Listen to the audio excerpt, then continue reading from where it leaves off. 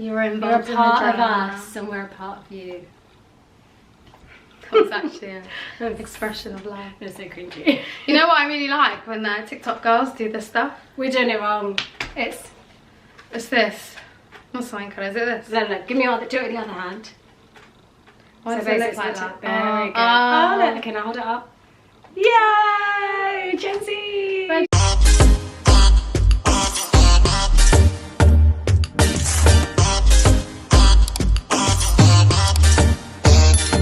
Love is blurry. Love is a very complicated Process and emotion. I read this thing that said that being in love is equivalent to insanity. At the beginning, if they don't call you, who are they talking to? Darling, your traumas are showing in there. Can you, like, honestly, if you have a partner, ever really show them how crazy you are inside? Like the intrusive thoughts that you have about your relationship. I know, and the stalking. Stalking. No girl can ever reveal how much she stalks her man. Let's be real, guys. This girl basically found out that her boyfriend was like going out a lot because his Snapchat, what's that? The location Not thing. the location. You know when your Snapchat, what's that number it has on the bottom and it goes up like 18,000? Oh, the score. The score was going up, so it So showed that he was talking to interacting, and she was like, why is he talking to people? So she started stalking him and she had to find out who cheated. Oh, but isn't that scary? If you go digging, darling, you will will find something. Just quickly, moving on, Kim and Kanye.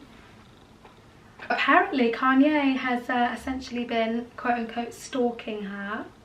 I mean, it is what he's doing is crazy. It is borderline. He's like infatuated with the idea of thinking that he's going to get back with her. But it's like he wants to get back with her and then he doesn't, and then he says these crazy things. And it's like he's acting out all his, you know, those emotions that we were talking about that we can never reveal. Yeah, he's acting them all out in real time on social media. But you know what's crazy to me? Like, if he wasn't famous and he wasn't like a billionaire, This would be normal. It would be normal, but like people would be like, what the hell are you doing? Can you stop? Yeah. But no one's stopping him because they just think that's Kanye, like it's okay for him to do that. Yeah, extroverted. But how mad is it if you broke up with your husband, you met someone else and he was but I think a lot of people do that. A lot of men do that. I just find it so funny that he calls Pete Davidson Ski. Ski. And then all his fans are like barraging him with it's just horrible. With like, hey, and calling him Ski is like, to me, if I was Pete, I would just like I'd be like Kim. I'd be like Kim, see you later. And you know Pete, he's been with like a lot of A-list women, and I don't see the appeal. But no, he must have he must have some I want to say game. You know what I also think? At the moment, the Kardashians are going through a phase of white men. They are. What did Courtney? Yeah. I'm just waiting for Chloe to have a white man and that's it. They're literally going through. Remember the emo phase? Yeah. They're going through the phase. You get with like a rock star with the little like fringe to the side, except Travis is bald. But I mean that style of. I'm thinking of Machine Gun Kelly. Yeah. Do you know what he said to who's this? Didn't he say drink her blood or something? Imagine a man said to you, drink your blood. Is that like a sign of love? It's like the video we did. It's that video. Yeah, Kanye is just like, honestly, God help that man. And also the replacement women that look like Kim, like come on. No, but Julia Fox didn't look like Kim. No, the new one does. I wonder why did he But he was dressing Julia as Kim. Oh yeah, in this. And she basically recently revealed that she lost 15 pounds from just dating this man. She felt a lot of stress and she actually did it for publicity. That's what she revealed. Uncut Gems. I was the muse for whatever director. I'm the muse for it. Uncut Gems. Oh, Julia. It's like, I really love the way people talk though. Some people like, are really like, it's the mouth movement. Yeah. Like Colton, you've got a very nice mouth at the moment. Like you talk with your bottom lip. Yeah, I don't like it. Sometimes I say it in the video. It's actually really good though. I like it. I'm a very, I don't know how I talk. I feel like your face, like your mouth area is very, I'm a very... I'm not jam. Sometimes you feel like the way people talk, if someone's got like echo it. Yeah, it's like a transference. Yeah, so if someone's speaking, I mean, like, not so much accents, but just like the way... Oh my god, accents, that happens to me. What, you start getting someone like I start like forming into their accent. Have you ever spoken to a Canadian person? Oh yeah. Yeah, I remember when I was in Canada for 1 month. I was in Canada for 1 month, and I started saying things like, Willy Wonka. Do you know what I mean? Or you're like, yeah, I'm going. And then they'll be like, store. it's not Willy Wonka, it's Willy Wonka. And I'm like, oh. Oh, sorry. I know, why do I sound like this? But it's natural, it just happens. Like, you're like, hi, I'm just going to the store. Yeah. What are you saying? It's like your son when he watches American shows, and he starts speaking in that American accent. Yeah, he's stopped. Mom, can I have some water? Can I have some water? Can we go to the store? I want to go to the doctor. I want to go to the doctor. You better. What do you have? Oh my god, the other day I was trying to teach him Somali, and I was like, this boy knows no Somali. It's actually scary. It's actually so sad. I don't know how else to teach him. So sometimes I speak to him in Somali and he's just like this. What did you say, Mummy? No, he doesn't even look at it. And then when I speak to him in English, he recognises. I'm like, oh my god, I failed as a parent. Anyway, so I'm trying to teach him Somali, so I'm starting off with the numbers, and I'm teaching him 1 to 5, and I'm like, say ko, and he goes, ko. And I'm like, well, say ko. And he's like, ko. And then I said to him the other day, say fariso, which means sit down, and he's like, feliso. Oh my god, kill me. And mom goes, khasara. The Paw Patrol accent. I don't really listen to music anymore, do you? No, I don't know what's hot. I actually don't. I actually don't. I couldn't tell you one song apart from hours and hours. I can do that was like last season though. So I don't know. Do people even listen to music anymore? I don't know. Like, do people even like listen to albums anymore? Let's be real. What is the one album that you've ever listened to, die hard, that you remember? There's 2 for me. There's one. Wait. Don't Let's say see it because I know. Same one. It's Beyonce. B-Day. Yeah. B-Day. B-Day. B-Day reminds me of great times. It does. You know what my second one is? I don't know. Celine Dion. What? The one that random, I know. But remember, for all those times you stood by me, for all the truth that you made me, for all the joy you brought to my life, for all the wrongs that you made right, for every dream you made come true, for all that love I had in you. I think we sang the wrong lyrics there. Forever thankful, baby.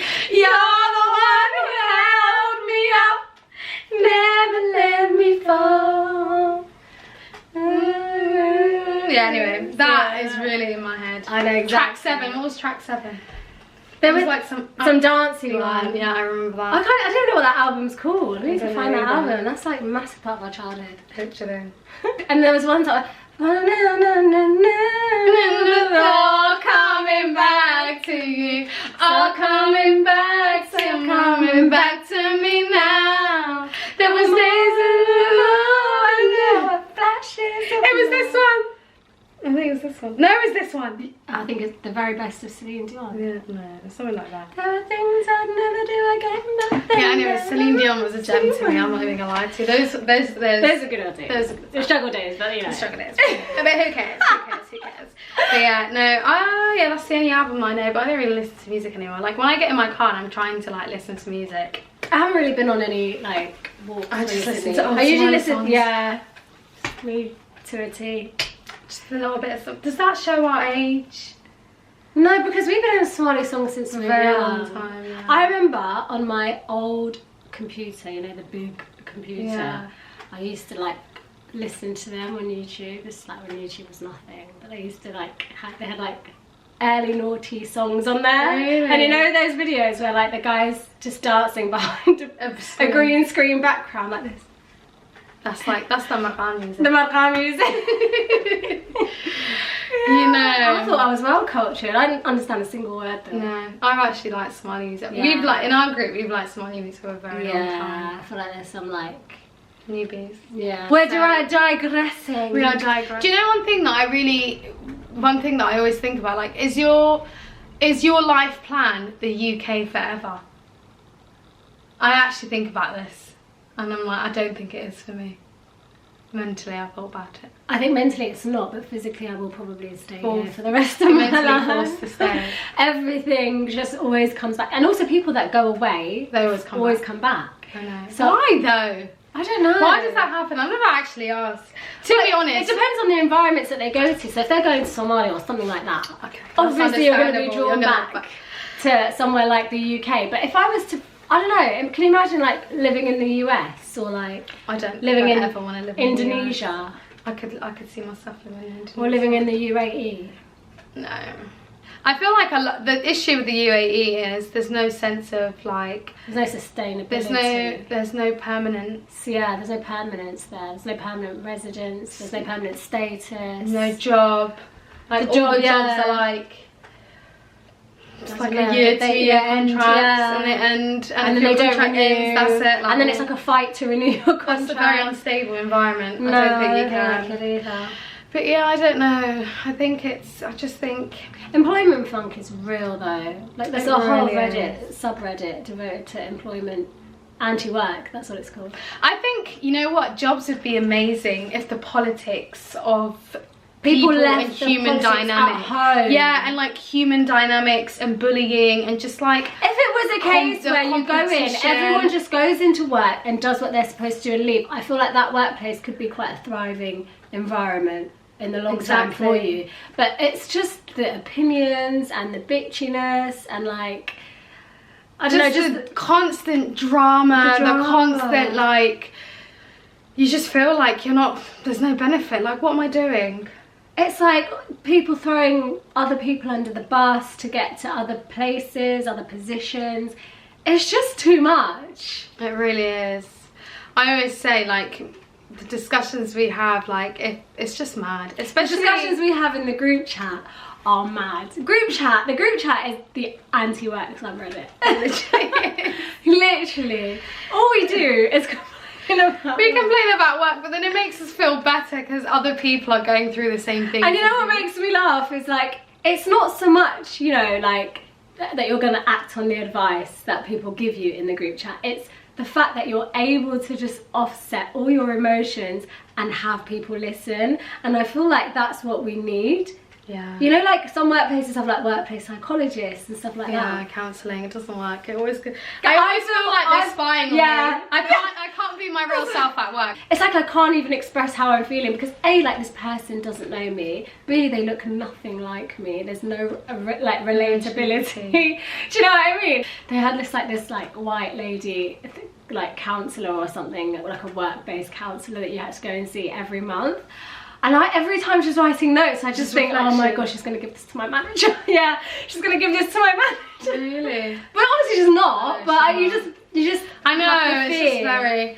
But this, I think group chats really just cement the idea of the support that you need around you. Like when you've got a good set of friends that all work in different things, they can give you different advices from their different walks of life. It's bloody amazing. Like you need that. Like the other day I had a very big moan on the group chat after. There was a time where I was literally this close to sending an email handing in my notice. I was like, no, I'm handing my notice, and they were like, no, don't do it. And I didn't end up doing it, and it was actually worked for the better. Reason, the group chat, I'm telling you. Honestly, the voice of reason. I couldn't have thought of a better way to describe our group chat. It's amazing. You guys, you probably have the same group chats. Please tell us a bit about your group chat dynamics, because like, ours is like... The group chat for me is like... It's like our saviour. The day that I'm sad, the day that I'm funny, the day that I'm crying. Like, I'll just say I'm on my period today, PMSing. Don't take this seriously, guys. It's the group chat and the group FaceTimes. Like, oh my god. Those two literally have... It's like... I need them. It's like my support my network. mental health. Exactly. It's my support group. It literally is. And I think you need that. It's so healthy to have friends, and it really makes me sad when people say they don't have friends. I know. Because I just think... It's like, I'll be your friend. I'll be your friend, sis. But I just think it's a really big part of your life, because sometimes, like, I don't have siblings, so I can't compare. I just feel like my friends that I've been like close to for a very long time, they're like my sisters to me, so it's like, it's just a very good place. Look at you. Oh, me and Hodo have the same friendship group, basically. We spend all our lives together. Every waking moment since she was 7. You were like happy the day that I arrived in the UK, weren't you? It was just so different. You were like, I've got a cousin from Africa. From Africa. And what do you have? Colton thinks being born in Newham is like a privilege for her. From Africa. Anyway, your life became lit when my 7-year-old self came to the country. She came to the country singing Arabic songs and bouncing on my bed. Don't you sometimes get memories, yeah? And then your childhood, and then you start. I just have like shudders. It's like the other day when I was on FaceTime too, and I got this memory of like, I don't even know what it was, and my face just showed them the face that I did. Colton's face. Colton was doing. This is the face. This is the face that I pulled. I was speaking normally, and then what the hell? I had an intrusive thought. Guys, I have sometimes. I'm like alone with myself, with my own intrusive thoughts, and I just have shudders. And I just remember the most awkward situations that I went through, and I'm like, where did this memory come from? I think it's from what, reminding me of my most embarrassing moments in life. What does he gain from that? He just wants to embarrass make you feel bad. Like, that's what I mean. Shaitan is so evil, ill. Apparently intrusive thoughts are mostly Shaitan. He whispers in your ear. I'm going to Ramadan soon. Oh my god. I always remember, then I always forget that it's literally. And we can go to taraweeh this year! Yeah! Because it's not Ramadan without taraweeh. I don't know why. Last year was really difficult for me. 2 years in a row. 2 years! Last year I was pregnant, so I wasn't really. But the year before, we didn't even have to. I just feel like Ramadan without taraweeh. I just think like, now the people that didn't used to go to taraweeh are going to be like flocking to taraweeh. Because we were like off and on with taraweeh. Sometimes we'll go, sometimes we don't. But there was a period that were really good. There was one year that I think I witnessed Laylatul Qadr. And I'm going to put a and we were stamp there on that. every single night of those last 10 nights. I was, because I was like, I need Laylatul Qadr. And I'm telling you, my wish for that Ramadan came true because I got a 2-1. No, going to taraweeh is mad for me. It's mad for people that are anemic. The amount of times that I've been stood in those prayers, yeah, and all of a sudden I just see black on my head. Really? Yeah. There was one time. I just had to sit on the floor because I couldn't. I had to just sit. It was so embarrassing because I was blacking out. I was like, I'm gonna fall. Sorry, girls. I'm literally gonna fall. Yeah, I had to literally just go down on the floor. Really? Yeah, it's really bad. I don't know. I just, oh god, that's actually. I've had like so many like almost fainting spells at taraweeh. It's the shaitan, I'm telling you. It's the shaitan, he's trying to distract you. And there was one time I had to pray sitting down in a chair because I was really annoyed. I always think if I sit down, people think I'm weak. So I'm like, I've got to struggle. Like, how's my arm standing? I'm sitting down. Yeah. It's mad. And your mum used to say to me, don't use a chair. And I'm like, but I can't stand. Oh god. Oh god. And then there was one time in the middle of taraweeh, West Ealing Masjid. Like, something was going on with my stomach. I had to run. Did you vomit? I had to remember this. Yeah. I don't even know what happened. I feel like you go through a lot doing taraweeh, man. But it's hard, like, because A, you haven't stood in prayer for that long in a while. Do you know what I mean? Yeah. And then B, it's very long. It is long. Like, it's very long. And it's like I'm grappling with my nutritional deficiencies. I'm blacking out, I'm sweating. But you know what? The community of Islam. The reward is better. The reward, the sense of community, the sense of people around you, it just makes the whole Ramadan experience better for me. The only thing that I'm anxious for in Taraweeh, in Ramadan for me is, I always say to myself, I'm not going to eat a lot. I'm not going to make mad foods. Why do we all turn into chefs in Ramadan? That should be the big question. Why do we eat like 3 bowls of food, like 3 plates of food? It's mad.